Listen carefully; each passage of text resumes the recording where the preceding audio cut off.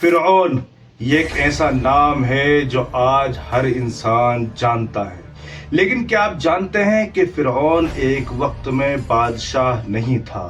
اس کو بادشاہ مصر کی عوام نے بہت بعد میں بنایا تھا۔ کہتے ہیں کہ فرعون کے باپ کا نام معصب تھا اور اس کے دادا کا نام ریان تھا، اور بعض نے کہا کہ فرعون کا نام معصب بن ولید بن ریان تھا۔ فرعون کی عمر 400 برس تھی، اور اس 400 برس کی مدت میں وہ کبھی بھی بیمار نہیں ہوا، اور یہاں تک کہ کبھی اس کے سر میں بھی درد نہیں ہوا، اور کبھی کوئی دشمن اس پر غالب نہیں ہوا۔ اور فرعون اس کو اس لیے کہا جاتا ہے کہ اس نے خدائی کا دعویٰ کیا تھا، جیسا کہ قرآن میں ارشاد باری تعالیٰ ہے کہ فرعون کہتا تھا انا ربکم الاعلی، یعنی میں تمہارا سب سے بڑا رب ہوں۔ جیسے ہی اس نے خدائی کا دعویٰ کیا، اللہ نے اسے 72 بیماریوں میں مبتلا کر دیا۔ کہتے ہیں کہ پیدائش اس کی بلخ میں ہوئی، اور وہاں سے وہ گھومنے کے لیے جب نکلا یا سفر کرنے کے لیے نکلا تو ایک شہر میں پہنچا۔ جب اس شہر میں پہنچا تو اس کی ملاقات حامان سے ہوئی۔ اس نے فرعون سے پوچھا کہ تم کہاں سے آ رہے ہو اور کہاں جا رہے ہو؟ فرعون نے کہا کہ میں سفر کے لیے نکلا ہوں یا گھومنے کے لیے نکلا ہوں۔ تو حامان نے کہا میں بھی تمہارے ساتھ چلوں گا۔ اس کے بعد دونوں گھومنے کے لیے نکلے اور مصر آ گئے۔ جب مصر آئے تو اس وقت مصر میں خربوزے کا موسم تھا، اور وہ ایک کھیت میں گئے۔ جب کھیت والے سے انہوں نے کہا کہ ہمیں کھانے کے لیے کچھ چاہیے، تو کھیت والے نے کہا کہ پہلے میرے خربوزے بازار میں جا کر بیچ آؤ تو میں تمہیں کچھ کھانے کے لیے دے دوں گا۔ فرعون نے حامان کو وہیں چھوڑا اور خربوزے بیچنے کے لیے شہر کے بازار میں آ گیا۔ شہر کے بازار والوں سے جب ملا تو انہوں نے کہا کہ ہم خربوزے خریدیں گے، لیکن ہم خربوزے ادھار خریدتے ہیں اور بیچنے کے بعد اس کی رقم ادا کرتے ہیں، اور ہمارے شہر کا یہی نظام ہے۔ فرعون وہاں سے واپس آیا اور آ کر مالک کو بتایا کہ تمہارے شہر کے بازار کا یہ نظام ہے، اور یہ نظام بالکل بھی اچھا نہیں ہے۔ اتنا بول کر فرعون وہاں سے آ گیا اور مصر کے بادشاہ سے جا کر ملا، اور مصر کے بادشاہ سے کہا کہ مجھے کچھ کام چاہیے، کیونکہ میں غریب انسان ہوں، مجھے گھر کا گزارا کرنے کے لیے کچھ کام چاہیے۔ بادشاہ نے پوچھا کہ تمہیں کیا کام چاہیے؟ اس نے کہا کہ مجھے قبرستانوں کا داروغہ بنا دیا جائے۔ بادشاہ نے اسے قبرستان کا داروغہ بنا دیا، اور وہ قبرستان کے دروازے پر آ کر بیٹھ گیا۔ اور اسی سال کچھ ایسا ہوا کہ مصر میں وبا پھیل گئی۔ اس وبا کی وجہ سے بہت سارے لوگوں کی موتیں ہونے لگی، بہت سارے لوگ مرنے لگے۔ تو فرعون نے کیا کیا کہ ہر لاش آنے پر اس پر ٹیکس لگا دیا، اور ہر ایک لاش کا ایک سونے کا سکہ وہ لیتا تھا۔ تھوڑے ہی دنوں میں اس کے پاس بہت سارا خزانہ جمع ہو گیا، اور اتفاق سے ایک دن ایسا ہوا کہ مصر کے وزیر کا انتقال ہو گیا۔ وزیر کی موت کے بعد فرعون کو مصر کا وزیر بنا دیا گیا۔ تب فرعون نے حامان سے کہا کہ میں چاہتا ہوں کہ میں خدائی کا دعویٰ کروں۔ حامان نے کہا کہ اگر تو خدائی کا دعویٰ کرنا چاہتا ہے تو پہلے آہستہ آہستہ حکومت کو اپنے ہاتھ میں لے۔ فرعون نے کہا کہ یہ کیسے ہوگا، کیونکہ سارے لوگ اس وقت حضرت یوسف علیہ السلام کے دین پر تھے۔ فرعون نے کہا کہ یہ میں کیسے کروں کہ ان کو اپنی طرف متوجہ کروں۔ پھر اس کے بعد دونوں نے یہ تدبیر نکالی کہ وہ بادشاہ مصر کے پاس گئے اور کہا کہ اس سال کا ٹیکس رعایا پر معاف کر دیا جائے، اور میں اپنے پاس سے اس ٹیکس کا پیسہ آپ کو دوں گا۔ بادشاہ نے کہا کہ میں نہیں چاہتا کہ تمہارا نقصان ہو اور میرا فائدہ ہو۔ بادشاہ نے کہا کہ اس سال کا ٹیکس میں اپنی طرف سے رعایا پر معاف کرتا ہوں، کیونکہ بادشاہ کم عقل تھا، اور فرعون کی باتوں میں آ کر اس نے ایک سال کا ٹیکس رعایا پر معاف کر دیا۔ تب فرعون نے دیوان اور خزانچیوں کو بلا کر پوچھا کہ ایک سال کا ٹیکس رعایا پر کتنا ہوتا ہے؟ خزانچیوں نے بتایا کہ اتنا ہوتا ہے۔ تو فرعون نے اپنے پاس سے وہ ٹیکس کا پیسہ خزانے میں جمع کروا دیا۔ اس کے بعد فرعون نے 2 سال اور پھر 3 سال کا ٹیکس بھی رعایا پر معاف کروا دیا۔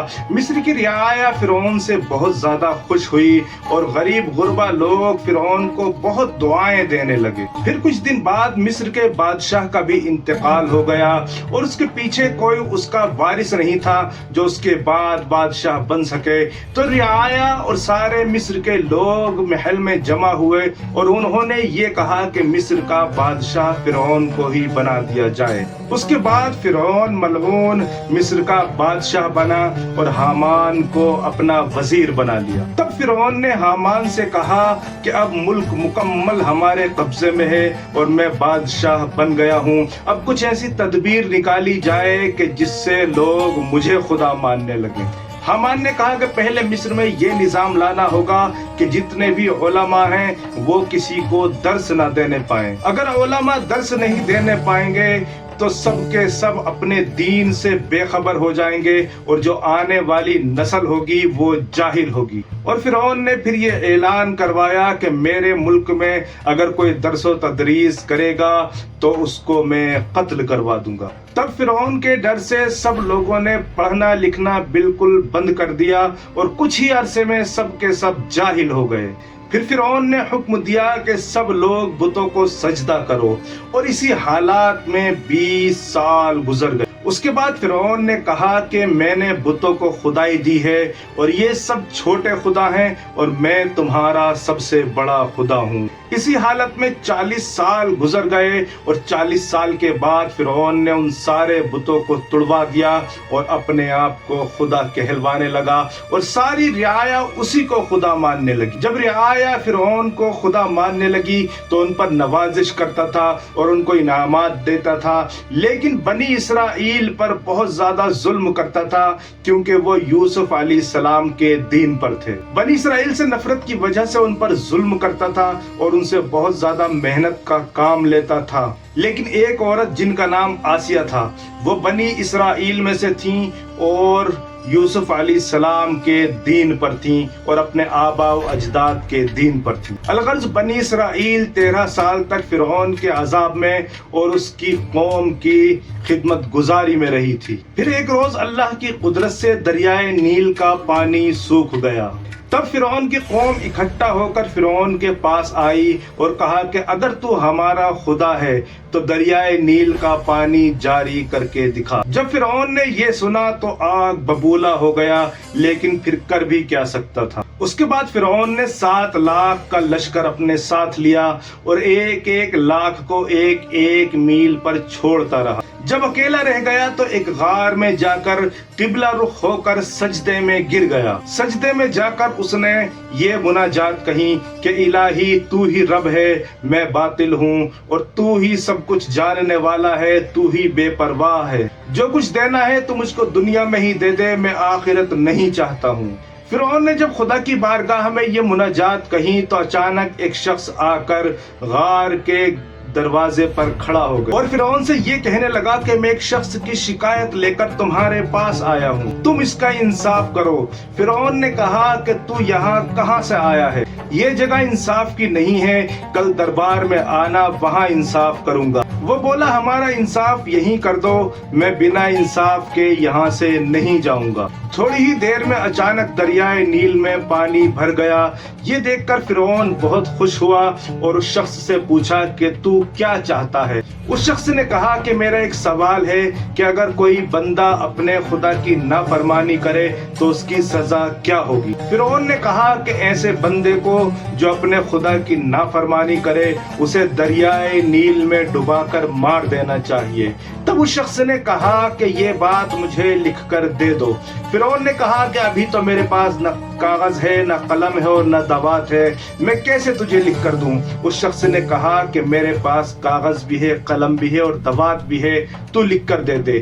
تب فرعون نے اس کو لکھ کر دے دیا۔ تب فرعون نے اس غار کے اندر خوشی سے لکھ کر اس کو دے دیا کہ جو شخص اپنے خدا کی نافرمانی کرے اور اس کا حکم نہ مانے، سزا اس کی یہ ہے کہ اس کو دریائے نیل میں ڈبا کر مار دینا چاہیے۔ اس کے بعد وہ جوان نظروں سے غائب ہو گیا اور وہ حضرت جبرائیل علیہ السلام تھے۔ اگر آپ کو یہ ویڈیو اچھی لگی ہو تو ایک لائک ضرور کر کے جانا اور ایک پیارا سا کمنٹ ضرور کرنا۔